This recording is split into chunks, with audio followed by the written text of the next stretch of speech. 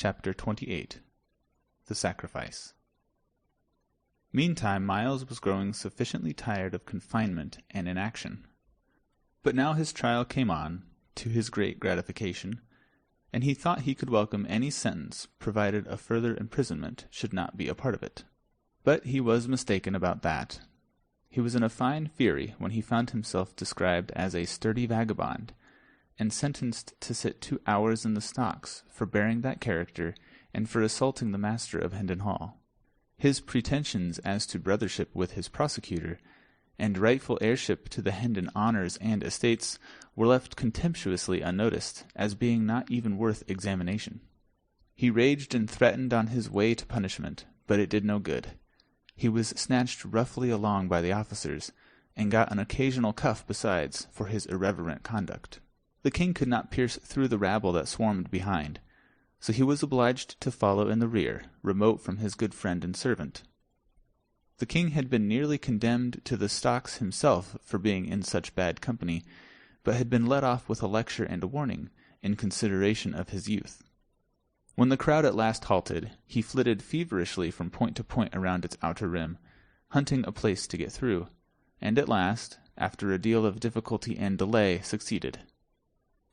There sat his poor henchman in the degrading stocks, the sport and butt of a dirty mob, he, the body-servant of the King of England. Edward had heard the sentence pronounced, but he had not realized the half that it meant.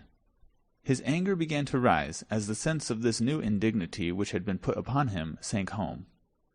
It jumped to summer heat the next moment, when he saw an egg sail through the air and crush itself against Hendon's cheek, and heard the crowd roar its enjoyment of the episode. He sprang across the open circle and confronted the officer in charge, crying, "For shame! This is my servant. Set him free. I am the—" "Oh, peace!" exclaimed Hendon, in a panic. "Thou'lt destroy thyself. Mind him not, officer. He is mad." "Give thyself no trouble as to the matter of minding him, good man. I have small mind to mind him. But as to teaching him somewhat, to that I am well inclined." He turned to a subordinate and said, "Give the little fool a taste or two of the lash, to mend his manners." "Half a dozen will better serve his turn," suggested Sir Hugh, who had ridden up a moment before, to take a passing glance at the proceedings. The king was seized.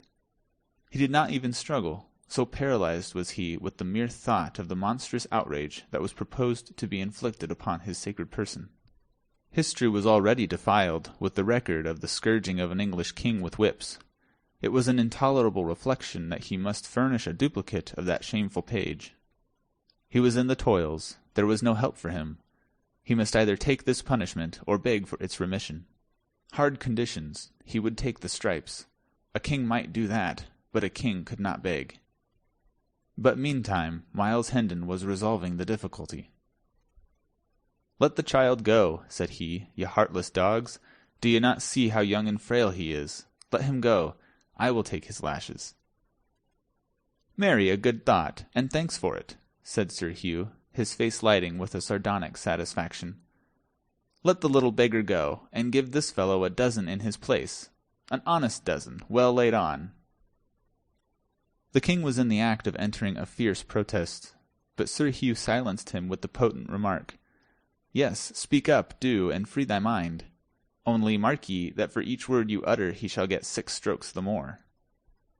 Hendon was removed from the stocks, and his back laid bare, and whilst the lash was applied, the poor little king turned away his face and allowed unroyal tears to channel his cheeks unchecked.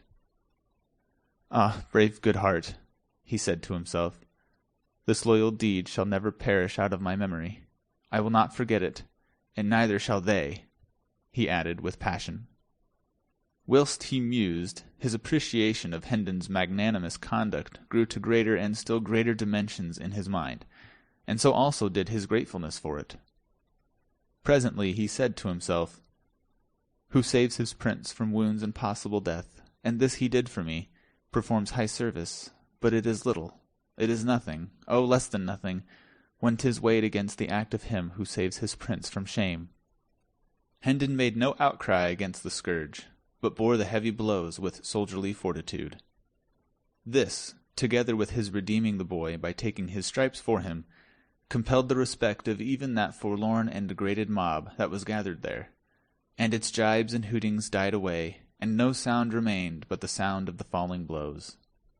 The stillness that pervaded the place, when Hendon found himself once more in the stocks, was in strong contrast with the insulting clamour which had prevailed there so little a while before.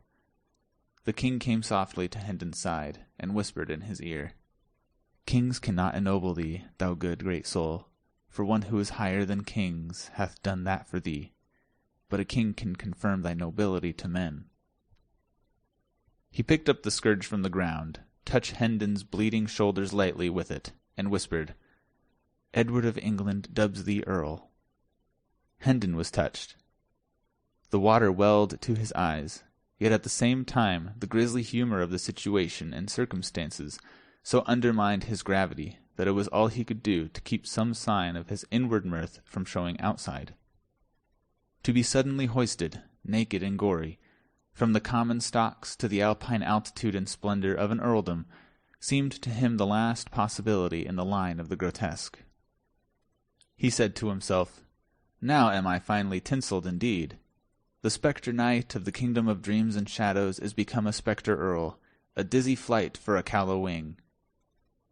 And this go on, I shall presently be hung like a very maypole with fantastic gods and make-believe honours. But I shall value them, all valueless as they are, for the love that doth bestow them.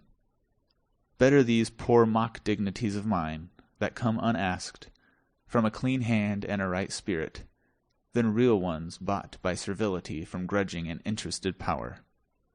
The dreaded Sir Hugh wheeled his horse about, and as he spurred away, the living wall divided silently to let him pass, and as silently closed together again, and so remained.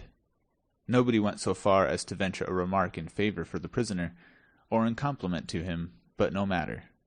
The absence of abuse was a sufficient homage in itself. A late-comer, who was not posted as to the present circumstances, and who delivered a sneer at the impostor, and was in the act of following it with a dead cat, was promptly knocked down and kicked out, without any words, and then the deep quiet resumed sway once more.